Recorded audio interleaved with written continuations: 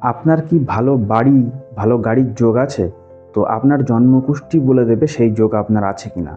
ঠিক আছে? তো জ্যোতিষশাস্ত্রে দেখুন, চন্দ্র, শুক্র এরা হলো নৈসর্গিক শুভ গ্রহ।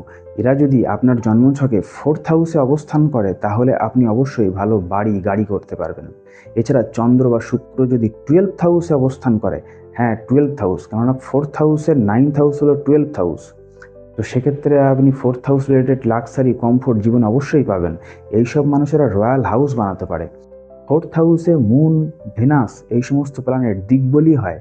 12th হাউসে ভেনাস উচ্চভাবে অবস্থান করে। ঠিক আছে?